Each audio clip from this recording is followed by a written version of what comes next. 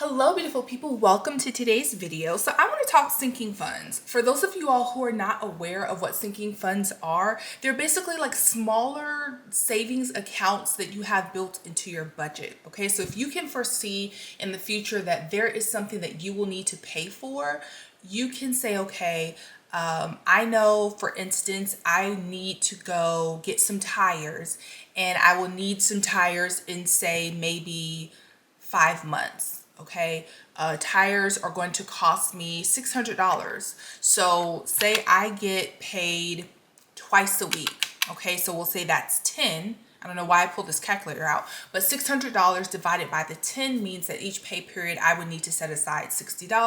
By the time I need to get these tires, I will have the money already saved up. So that's essentially the thought process of sinking funds. I take them a little bit further. So I'm just going to kind of walk you through what my sinking funds are as of now, and then go from there. Okay, so my first sinking fund is car maintenance. Okay, I feel like that's self-explanatory. That kind of goes in line with the example that I just gave. So anything, tires, unexpected fixes that I may have to do, oil changes, things like that. That's what I have counted for in my car maintenance. Now, this right here does not mean that that's how much I'm intending to save. It just means that I prefer not to keep this in a cash amount. So some of these funds are in a bank account as opposed to in cash, okay? I also had house maintenance. So I started these funds a while ago, and when I did, I owned a house. Now I don't. I've since sold the house and relocated, but I do plan on getting a house again. So I've decided that I'm just going to keep this, and if there's anything just kind of like, I don't know, decorations or something like that, light work that I want to get for the house, I'll take it out of this fund and just replace it. But for now, it's just kind of a fund that's sitting here until I need it again. All right, travel. When I created this fund, my idea was I wanted to go on a Disney cruise with my family or to Disney, and my cap was 5,000. That may change, but I am slated to hit that cap very, very soon. I'm not sure if I'm going to go above and beyond that, but that's what I'm going to have sitting for when I'm ready to take my family. My girls are 4 and 6, so I think I may want them to be a couple of years older, but then they may also be in a good age group for a Disney cruise. So if you've ever been to either Disney or Disney cruise, tell me below what you think a perfect age would be for a couple of kids who are like 2.5 years apart, okay? And for their first time, not only time, but first time. All right, so kids' clothes. Kids' clothes, that's self-explanatory. My clothes, self-explanatory. I have what's called Mad Money. I've X'd this out because all the space is gone, but I have some extra space. So Mad Money is anything I want to spend money on. Okay, it could be planner related stuff. It could be, I see, like for instance, I've used it to buy a new Cricut. I've used it to buy a new printer, just anything that I want. If I'm in the store and I see something and I can't fit it into my budget anywhere else, and it's specifically for me, this is like my mommy fund, it will come out of that account. Okay, miscellaneous, things that are not foreseeable. So for instance, one year I used it because I needed to redo my driver's license and I did not realize it. I was pregnant at the time, life was crazy busy, and it wasn't until I pulled out my license at the store to verify my age and was like, hey, you know your license is expired, and I immediately went and got it fixed. But it cost a little bit of money, like 20 bucks or so, and I had just started budgeting and it wasn't worked anywhere into my budget. And so this fund helped with that. If there's something like, hey, our kids are throwing a fundraiser at school, can you help us out with that? Then I would take it out of that. Or like how people stop you outside the store. Hey, I'm raising this for my group. Are you willing to donate? Then I would take it out of this fund. Okay, medical expenses, that's self-explanatory. That also covers, dental, vision, things like that.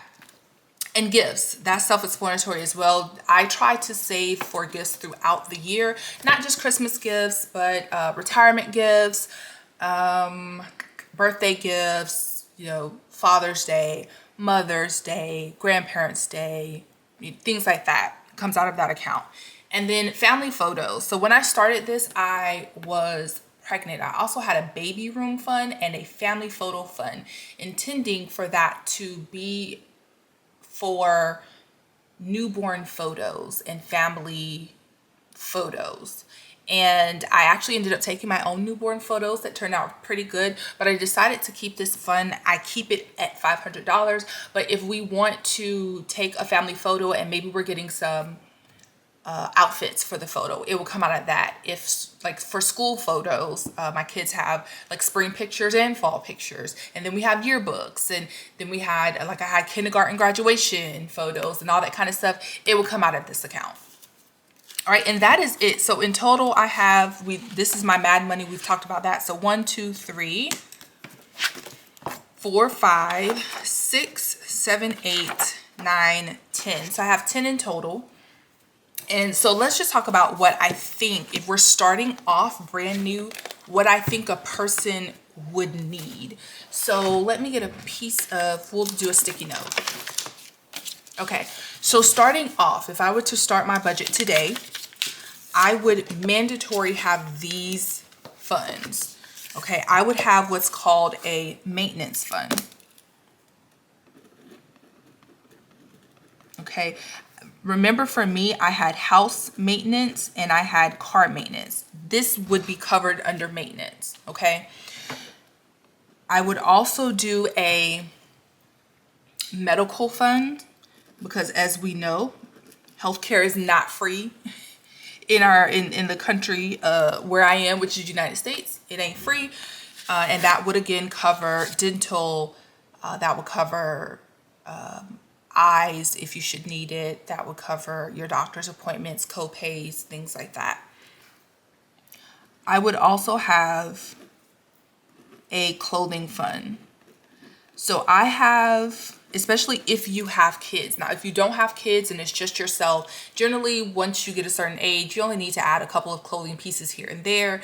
But for me, with growing kids, I need to make sure that I have money set aside that when it seems like they have a growth spurt automatically, I have funds that I can pull that from. Now, you don't need as much as I have in my accounts. I've just added and added and added because I've been able to. But there's been times when I've only had like $20 in there, and it has still been good because that's $20 less that I have to plan for. Okay, so don't feel like you have to reach for the stars. These are things that we're starting off with. I would also have, let me think. So we have maintenance for house and car, we have medical, we have clothing, and I would also set aside something for, I think miscellaneous is a really good option, because there are some things that will just pop up that you can't really account for. It happens, life happens. And then the last one I would do is a travel fund. Okay, now the thing about these is a lot of times people set sinking funds with goals in mind. So an example of one thing that I did have with a goal in mind, when I had a house, we had HOA fees. And the HOA fees, from what I remember, was like $500 a year. Okay, so I would take my 500, split it up by the 12, because at that point in time I was getting paid monthly, and that would be $42 a month. So even if I could not put anything in any of these sinking funds each time I was paid, I made sure that I paid that one. And that's the thing about sinking funds. Unless you have something that you know for sure you have a deadline for, then you can just put money in when it is necessary. Okay, so that is it. I hope that this helps. You know, one thing about budgets is it's like a guideline. Okay, you basically want to be able to make your money work for you. And I think sinking funds is a really great way to make sure that you are using your money the best to its ability. Now, I do have a couple of other sections in my budget, and I'm going to put some more budget videos out. In fact, I have this little tray over here to do a little bit of a stuffing budget reset video. So stay tuned for that. Please consider hitting the subscribe button. I would love to have you join me in my future budgeting videos. I also put out just general planner videos. I like to decorate my planner, my happy planner that you see here, and I put other videos out as well on faith planning. So I would love to have you join me. I will see you all next time. Bye.